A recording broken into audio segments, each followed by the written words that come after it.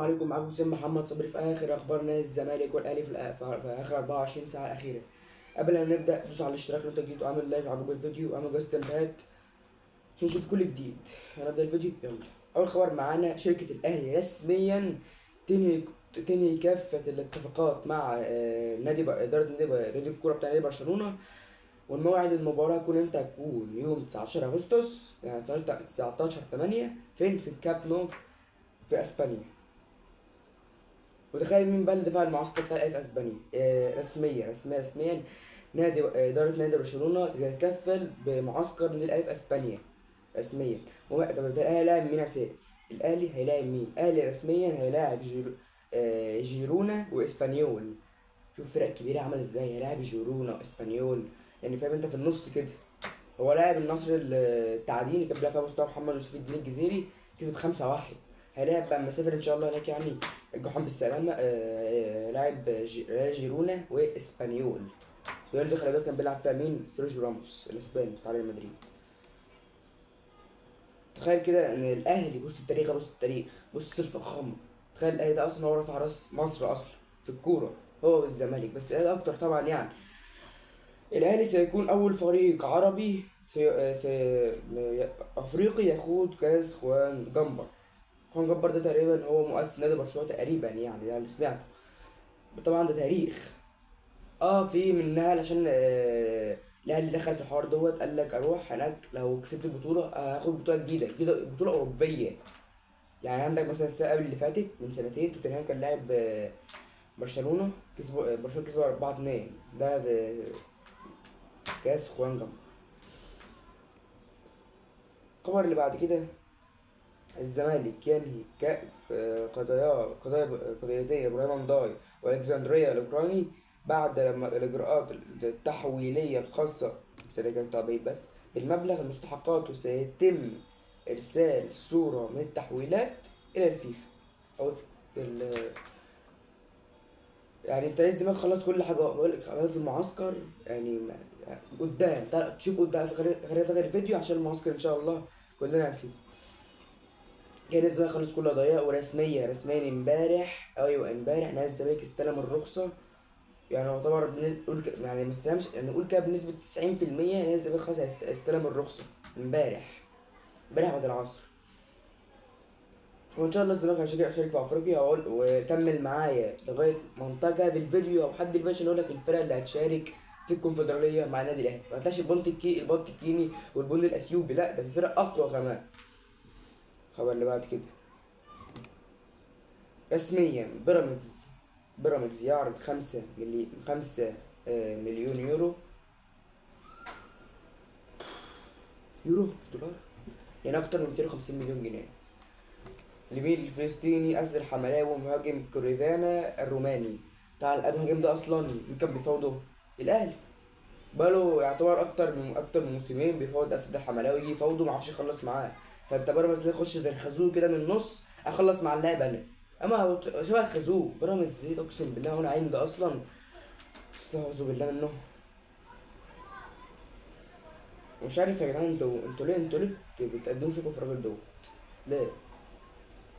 رسميا الزمالك يقدم شكوى رسمية إلى مجلس الأعلى لتنظيم الإعلام في مصر ضد أمير هشام، ويهدد بالملاحقة أي إعلام يتجاوز حقوق النادي.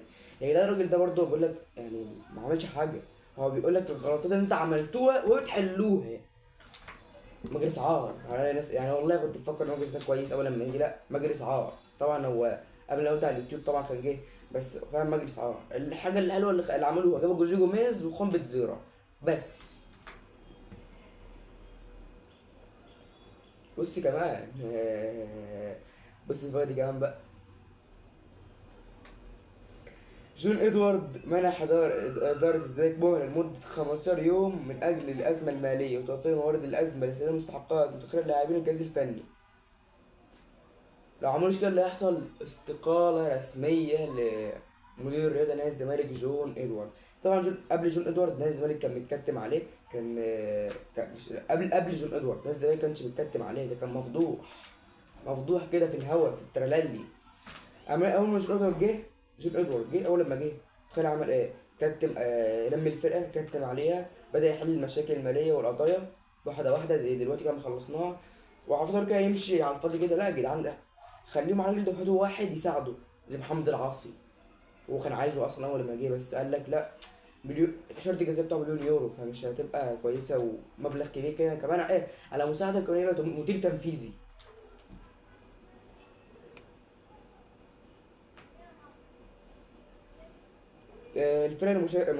اتحاد الكوره يعلن مشاركة الزمالك وبيراميدز في أبطال أفريقيا والأهلي وزد في كأس الكونفدرالية الموسم المقبل. طبعا زد ده كان المركز الرابع والخامس، مش عارف الزمالك ما شاركتش ليه.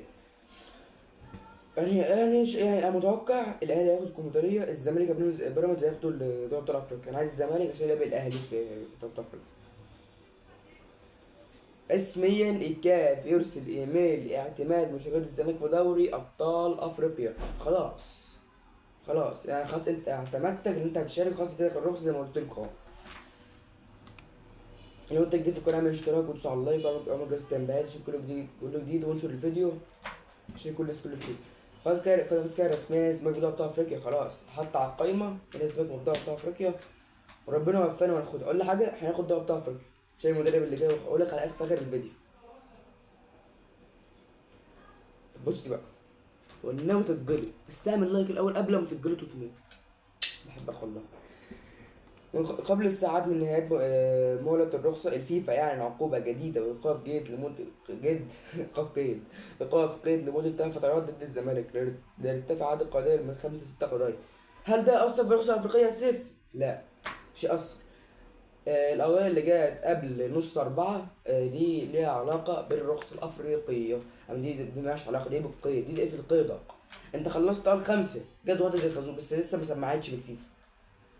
الستة ديت ده هتبقى لوحدها، اما الخمسة يسمعوا في الفيفا اللي هم يتشالوا من السيستم بتاع ايقاف القيد نادي الزمالك في الفيفا، انت هتلاقي الوقت دي لوحدها. معرفش والله مين. الأندية السامانية اللي هي ترشحها للحصول على الرخصة، يعني اللي بقول لك يعني إن الكاف رسميا أعلن هو كل التمن أندية اللي كانوا معرضين اللي هم ما ياخدوش الرخصة الأفريقية. منهم طبعا نادي الزمالك، بيقول لك عدوا كل المعايير، دفعوا كل القضايا وجدولوا معاها كمان، بس خلاص. طب بص بقى الخبر ده، أزمة جديدة في نادي الزمالك، توقف عودة لاعبي الزمالك لأجانب إلى القاهرة. أعوذ بالله منكم. جيراننا بقى رجالة، ما تخافوش. اتخضيت والله من نفسك، أنت اتخضيت، عامل لك عشان ما تخضش. دفع عنك والله لو جالك. الأجانب إلى القاهرة بسبب المديونات واستحقاق لأحد شركات السياحة تقدر بنحو 90 مليون جنيه مصري. وده قدامها إيه؟ ده لسه قايل لك هو 15 يوم، وأنت أصلا الدوري هيقعد ده كده. النهارده 26، ده هيكون فاضل لسه 11 يوم على الدوري. انت هتبدا معسكر امتى وهتسافر امتى تركيا؟ وكمان بيقول لك لو ما دفعتش الفلوس دي 15 يوم جون رودو هيمشي، كمان فيها شرط جزائي ب 250 مليون يورو، 250 الف يورو. بص يا رجاله بقى، عندنا مشاركه من كل دوله كونفدراليه، يعني فيها البط الكيني وبين سوني ربنا يستر. من مصر اهلي وزيد معروف. من المغرب الرجاء والجيش الملكي، فرقتين اقوياء، كان في لعب في نهائي افريقيا وخسر. الجزائر اتحاد العاصمه شبه بلوزداد كويس. جنوب افريقيا كايزر تشيفز والدربان سيتي. تنزانيا عزام، عم عزام العطار اللي عندها في اول الشارع دوت بدأت تعبر. سترينجات بلاك ستارز، لا دي معروفة، كان معاها دماغ في دوري افريقيا تقريبا. بلاك بويز تمام. سمعت عن الفرقة دي، ما تتريقش والله سمعت عنها. تونس الصفاقسي والترجي الجرجسي، مش تونس لا الجرجسي دول انجولا بريميرو دي اغوستو. الفرقة التانية ديسبيروتيفو هولو، كونغو الديمقراطية. ناميبيا ونينون درينج كلوب فريمين بقى. السودان هلس الساحل أهل المدني. أهل المدني كويس، فريق كويس الأهلي المدني ده. عارف ايه الأهلي المدني ده؟ كوليفوار أباد جيكونو كوروهوغو. دي الفرقتين، أباد جيكوكو والفرقة التانية كوروهوغو. مالي ريال ريال. فرقة بدأت السرقة ريال.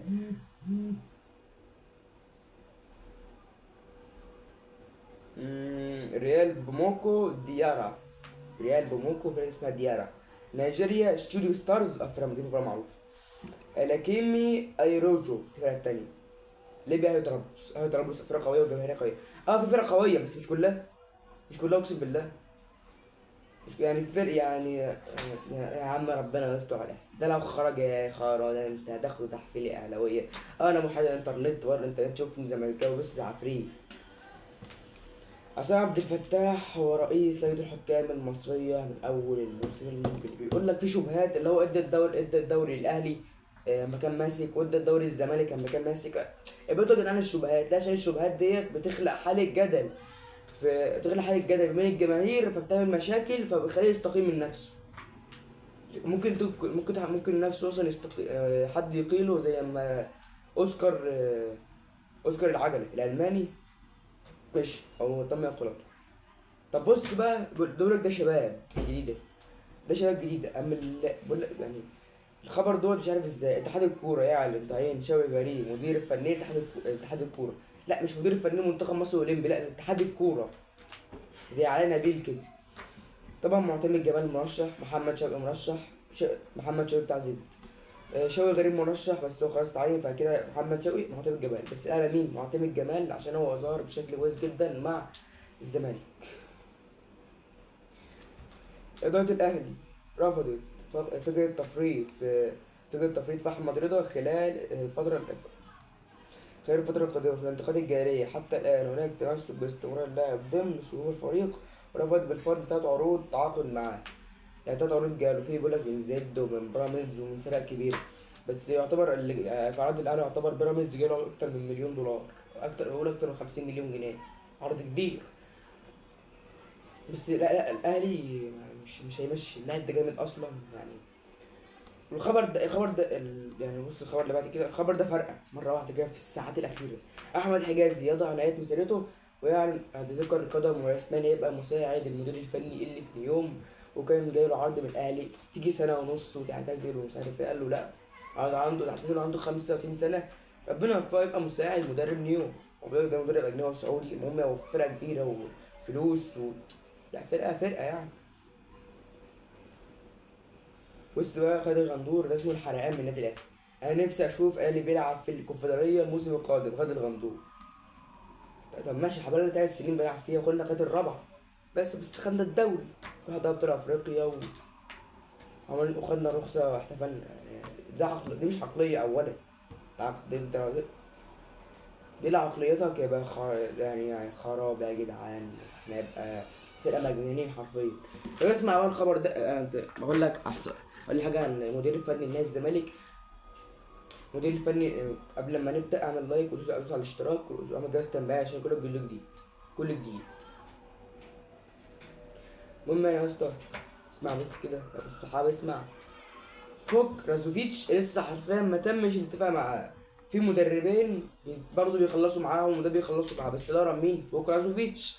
بس مين لا بس في 3 قريبين. الاول فوق رازوفيتش، التاني بابلو فرانكو مارتن، التالت هو ستيكوفيتش. طب يا سيف مين الاقرب؟ طبعا فوق رازوفيتش عشان هو اللي متفقين معاه كل حاجه، ناقص بس اللي هو يجي يمضي ويمسك الفريق. اقول لك معلومه عنه، المدرب ده هو نفس جوزيه جوميز. هتقول لي ازاي يا عم جوزيه جوميز؟ لا جوزيه جوميز اقول لك احصائيه سمعتها من المحلل الكروي الجميل يوسف اسماعيل. قال لك ايه بقى؟ قال لك ان جوزيه جوميز قبل ما يجي نادي الزمالك اخر فريق دربه لعب 10 ماتشات، خسر 9، كسب ماتش. مش كده؟ لا انا قلت ايه؟ لا لعب 10 ماتشات خسر 9 كسب ماتش. متحكمش المدرب قبل ما يجي. انت فرقتك فرقه كبيره وكان بيدرب فرق صغيره. هو ما دربش يعتبر غير فريق زي ريال الماريا ومشى ساب تركيا للشيخ بعد ما استحوذ على النادي. ومسك في بريدنج الانجليزي وفرق كبيره في الدوري الانجليزي في الدرجه الثانيه. لا فرق والاتفاق السعودي وفي قبرص مسك يعني خد بطوله او بطولتين تقريبا. المدرب ده خد 4 بطولات، 2 في صربيا و2 في هنا. اللي فيصلي خد كاس الاتحاد السعودي مع الفيصلي وفيحاء. وقال لك ايه المدرب ده اسمع مني وخد الكلام ده واركنه في الدولاب دلوقتي. المدرب ده حرفيا هيكسب على الاقل ماتش قدام الاهلي في بطوله بقى، في الدوري، في السوبر الافريقي، في السوبر المصري، في كاس مصر. هو هيكسب ماتش على الاقل، ماتش واحد قدام الاهلي. ده على مش هيتعادل ولا يخسر، لا هيكسب على الاقل ماتش. واسم سيف قال. وبس كده انتهت حلقتنا لغايه هنا. قبل ما تطلع اعمل لايك، دوس على الاشتراك من هنا عشان يجيلك كل جديد. اعمل جرس تنبيهات وسلام.